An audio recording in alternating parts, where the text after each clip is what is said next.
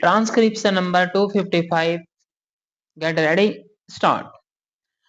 Mr. Speaker, sir, before the House rose yesterday, I was expressing myself mainly on 3 points. With your permission, sir, I will recapitulate briefly the points I made yesterday to get into a sequence. I was referring to the necessity of a concerned effort on the part of the government to devise and introduce a scheme by which the urge of the younger people of our nation for military training may be satisfied. The charm and fascination which draw the young people, especially boys of school going age for military drills and military discipline for parades and maneuvers are well known. This, sir, is a precious treasure of the government and of the nation. It should be put to the best use by the country. Our experience in the past has, however, been that this urge unfortunately was exploited by certain interested parties for ulterior motives, but that it can be put to the best use for the nation cannot be denied, and as such I believe that if the government devise a scheme whereby either through some suitable military officers or through the police officers or even through other qualified persons in various states, a drive is made to train our young people in the art of bearing arms and going in for military drills and discipline. It will be very fitting for the needs of the times. Secondly, I referred to the integration of the state's forces into the overall setup of the Indian Army.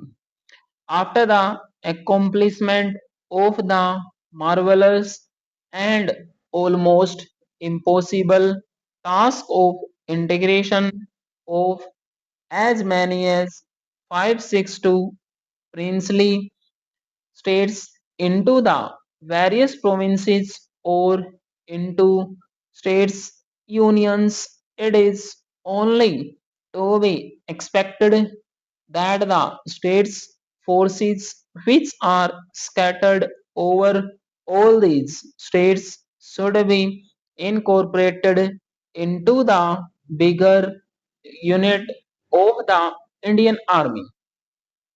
They should form part and parcel of it.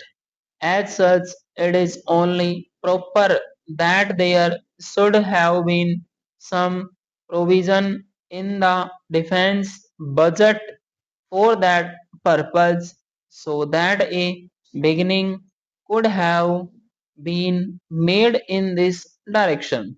Thirdly, I was referring to the mass of prejudice and superstition that prevails in certain foreign countries about our social customs and institutions. It has to be painfully observed that during the course of the slavery of 200 years of our country, a ruthlessly distorted picture of our country was presented to the world.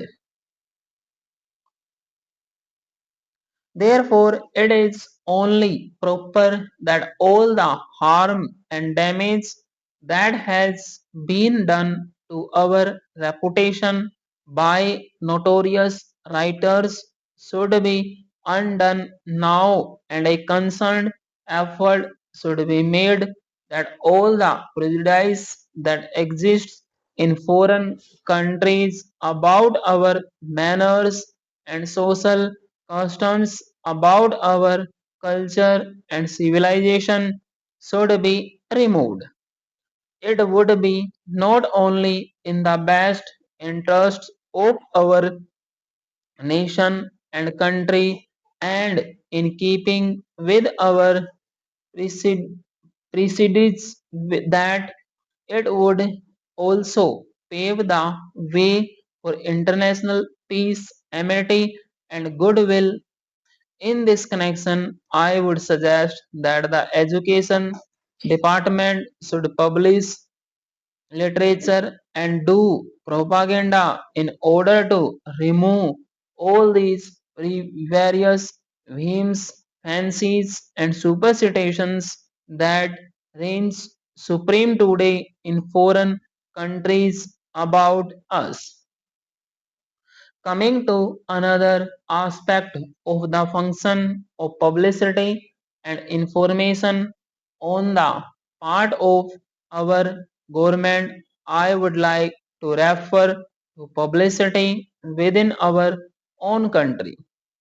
In order that our democracy may prove successful, it is necessary that the common man must be made more intelligent. He must be made aware of his various responsibilities, rights, and privileges. It is therefore very essential that from village to village, from town to town, there should be a network of our publicity organization which should be used to educate the masses. It is unfortunate that the few papers that there are in this country, I say few, looking to the population of the country and the number of newspapers are only available in the towns. Even the benefits and advantages of the broadcasting system are restricted to the towns and cities. It could have been planned that a number of radio sets to begin with, say 1000 or 2000, are distributed to make a modest beginning in Delhi. They could have been supplied free of cost to the villages and could have been so organized that all the broadcasting programs meant for the rural population could be listened to by them.